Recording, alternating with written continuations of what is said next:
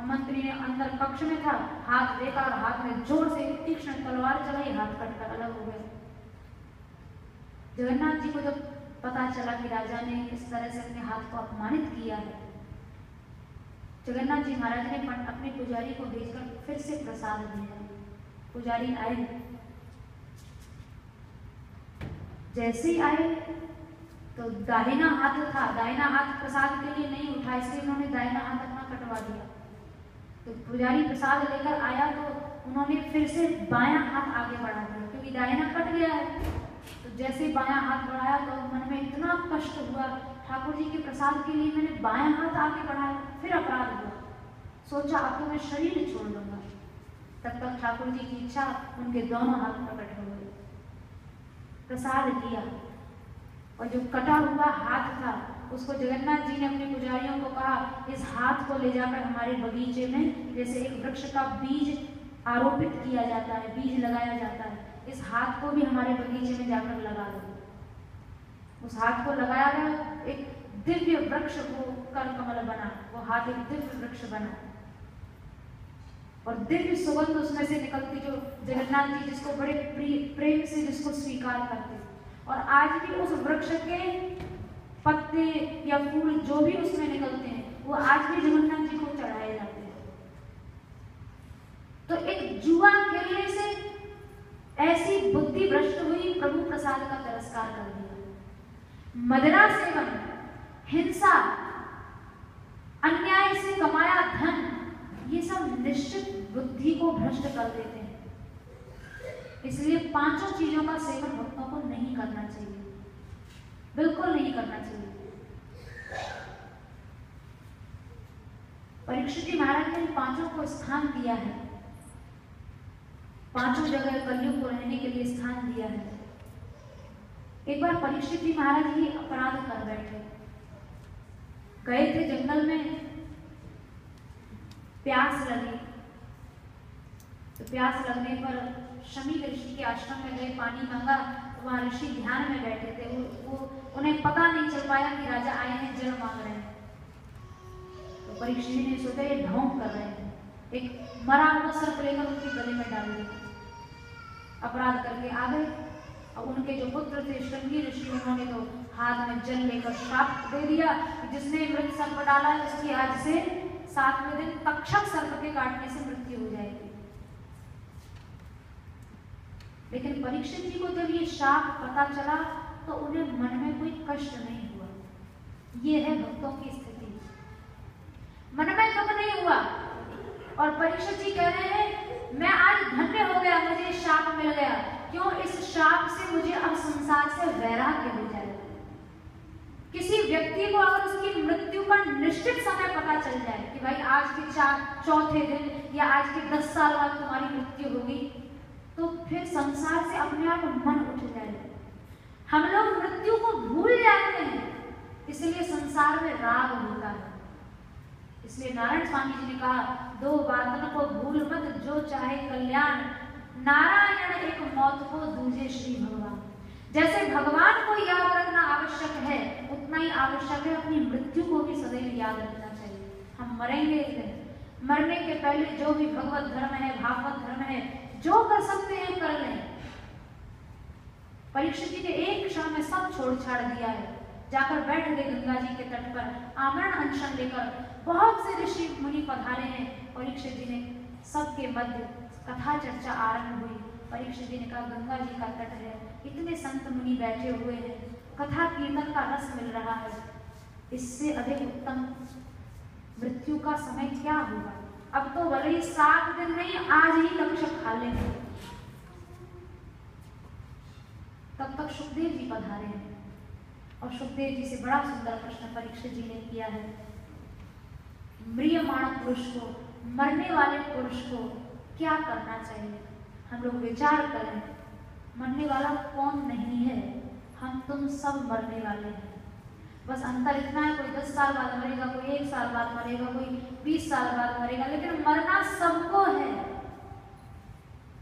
यानी हम सबको क्या करना चाहिए? परीक्षित जी ने हम सबके लिए प्रश्न किया।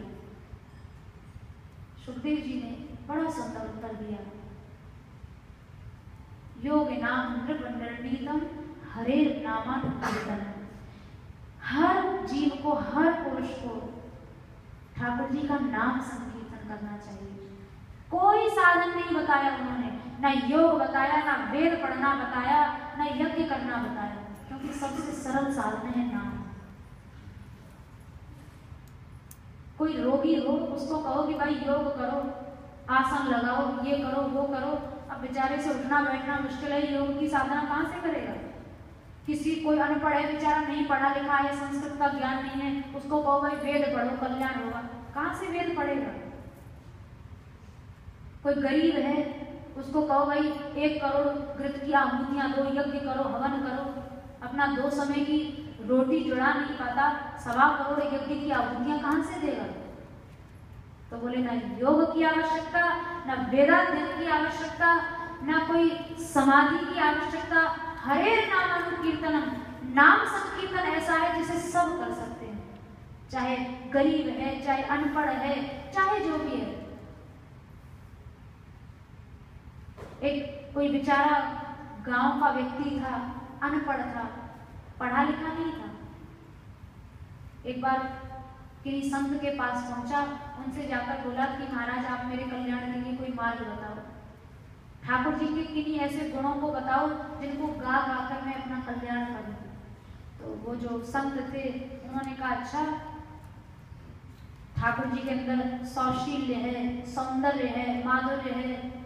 तो वो गांव का व्यक्ति बेचारा बोला महाराज मैं तो पढ़ा लिखा हूं नहीं, ये सब शब्द मेरे से कहे नहीं जाएंगे, आप तो मुझे कोई सरल सी चीज बता दो जो कहने में आसान हो।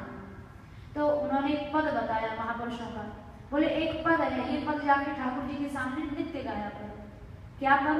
बोले मैं हरि पतित पावन सुने, मैं पतित तुम पतित पावन दो गाने को बने। बोला हाँ ये बहुत सरल पद है, इसे मैं गा पाऊंगा। अब वो ठाकुर जी के मंदिर में गया, अपना आंख बंद करके मैं हरि पतित पावन सुने, मैं हरि पतित पावन सुने, पहले तो बहुत देर तक याद करता रहा, फिर भाव में गाने लगा, और भाव में गाते गाते पंक्ति की उलट फेर हो गई।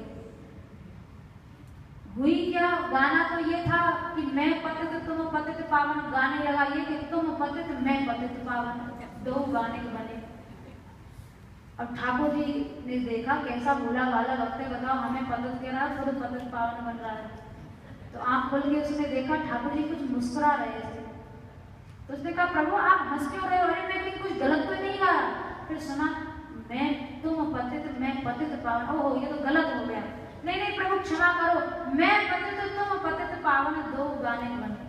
ठाकुर जी सिंहासन से उतरे, उसका हाथ पकड़ लिया, बोले भैया देख मुझे आज तक पतित तो बहुत मिले हैं, पतित पावन तो तू पहली बार ही मिला है, इसलिए वो ही गा जो तू पहले गा रहा था, वही बहुत अच्छा लग रहा है। फिर गाने लगा तुम पतित मैं पतित पावन, 2 गाने बने। ठाकुर जी रीझ गए, क्यों?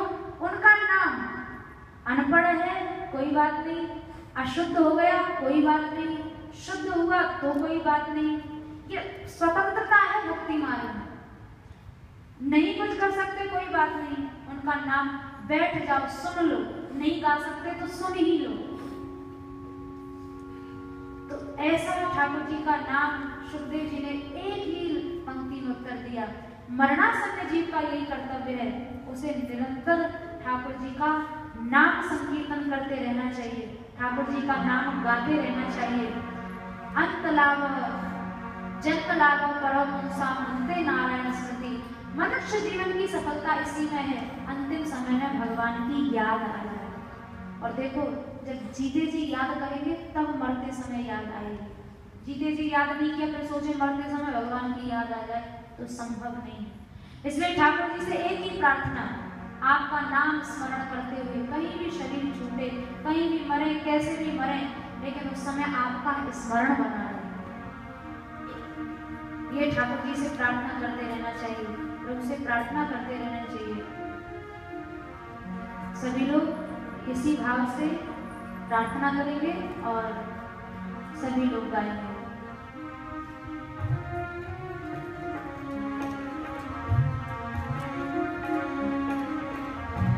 भक्ति करत में छूटे मेरे प्राण, प्रभु जी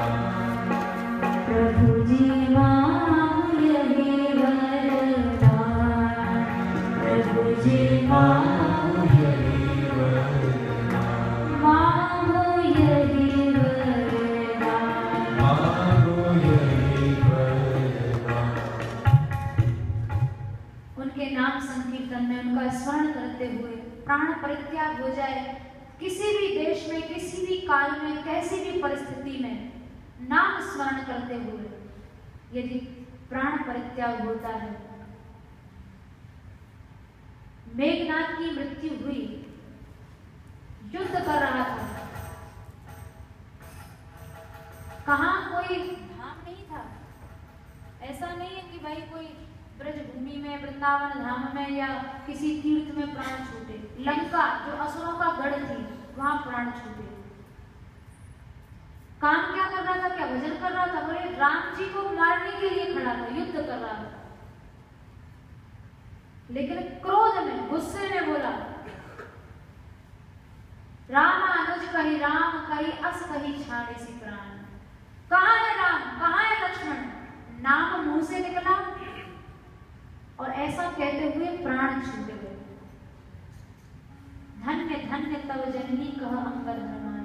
अंबर जी और हनुमान जी बोल पड़े जय हो, इसके माता पिता की जय हो।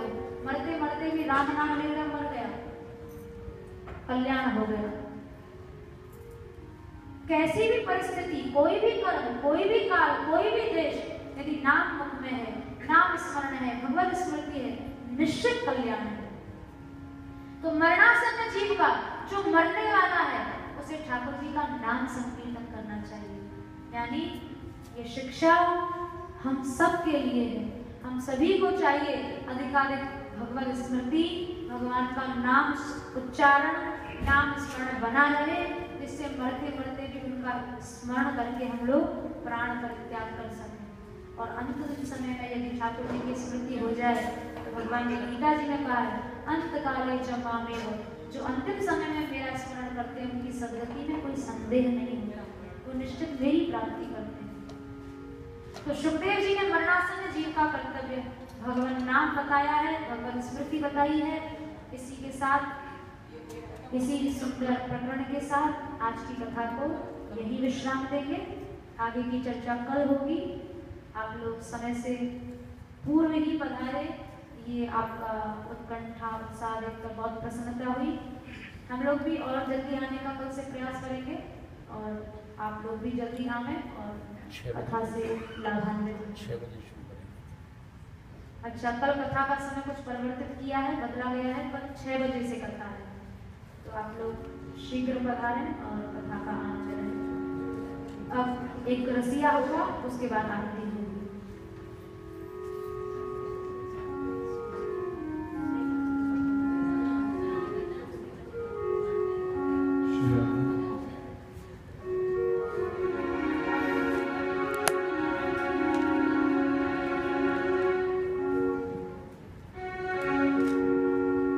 जय जय श्री राम।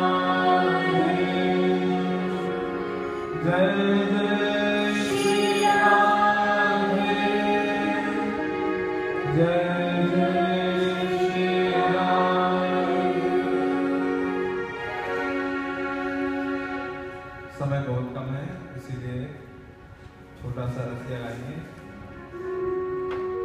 जिसका भाव है, गोपियां जब अपना गोरस बेचने के लिए जाती थी, मार्ग में कृष्ण उनसे दही लूटते थे, माखन लूटते थे, जो भी मटकी में हुआ करता था।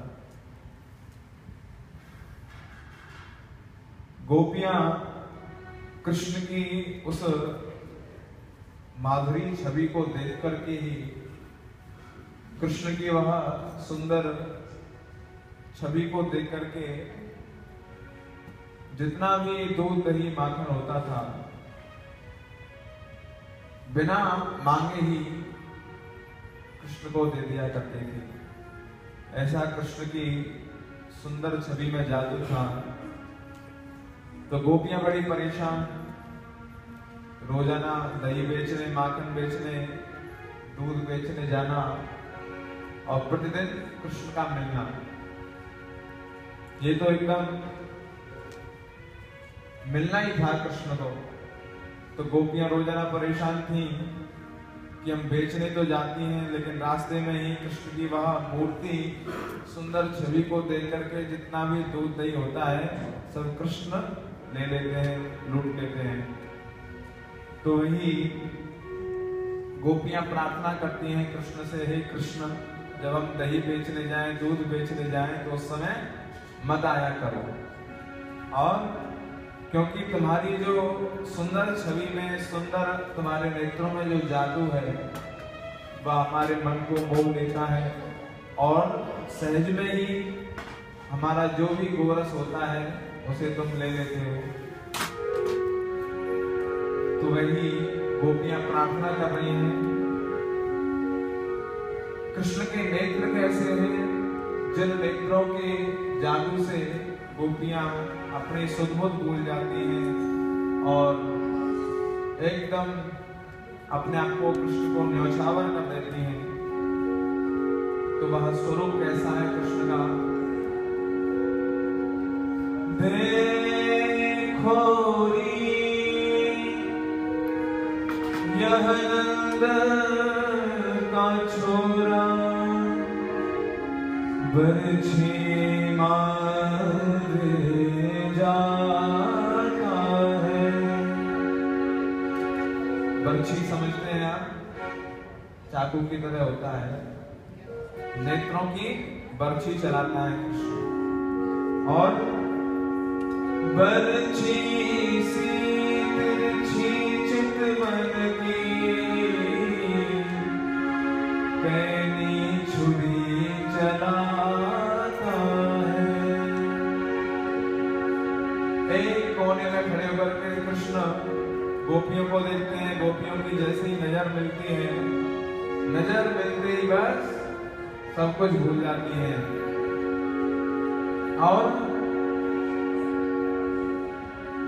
हमको घायल देख बेदर्दी, मंद मंद मुस्काता है। कोने में खड़े होकर के कृष्ण मुस्कुराते रहते हैं और गोपियां जो भी कृष्ण की वह सुंदर छवि को देखता है बस वहीं घायल हो जाता है। बड़ी विचित्र स्थिति हो जाती है। ललित किशोरी जी बड़े महापुरुष हुए, उन्होंने इस लीला का दर्शन किया। साक्षात ये कोई ऐसे ही किसी के द्वारा बनाया हुआ छंद नहीं है। स्वयं साक्षात महापुरुषों ने इस लीला को देखा और इसे लिखा। ललित किशोरी जी ने इस लीला को देखा, वही कह रहे हैं, ललित किशोरी जख्म जिगर पर, ये नौनपुरी भुरकाता है। गोपियां घायल हो जाती हैं, फिर भी हंसता रहता है, जैसे कोई जले पर नमक छिड़क दे। तो वही गोपियां कह रही हैं कि कृष्ण, तो अपनी जो नजरें हैं उनका जादू मत चलाया करो।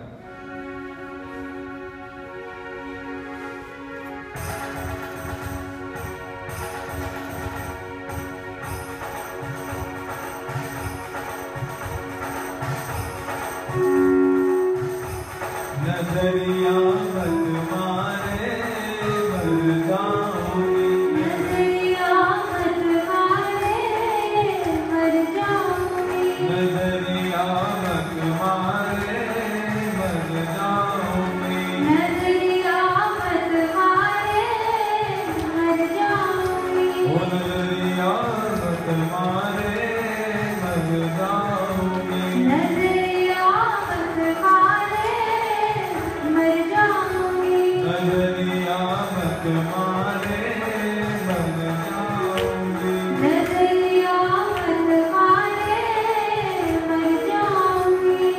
शाम तेरे नैना बड़े नुकीले, शाम तेरे नैना बड़े नुकीले, शाम तेरे नैना, शाम तेरे नैना बड़े नुकीले, शाम तेरे नैना बड़े नुकीले, और मेरे गढ़ जाएगी मर जाऊंगी, कोई मेरे घर जाएगी मर जाऊंगी, नजरिया मत मारे मर जाऊंगी, हो नजरिया मत मारे मर जाऊंगी, शाम तेरे नैना बड़े गजरारे, शाम तेरे नैना बड़े कजरारे, शाम तेरे नैना बड़े गजरारे, शाम तेरे नैना बड़े कजरारे, रेख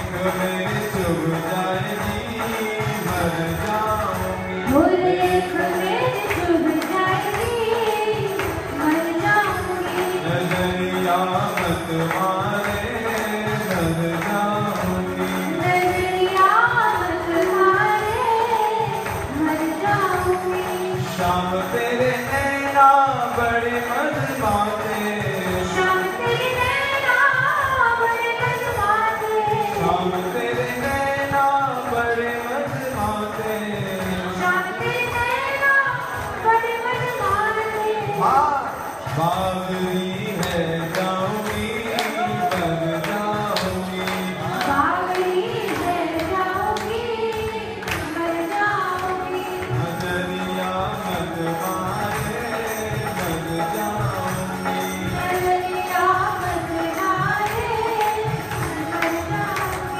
नजरिया मत मारे मर जाऊंगी, नजरिया मत मारे मर जाऊंगी, शाम तेरे नैना बड़े कंचन से, शाम तेरे नैना बड़े कंचन से, कंचन एक पक्षी होता है बड़ा चंचल,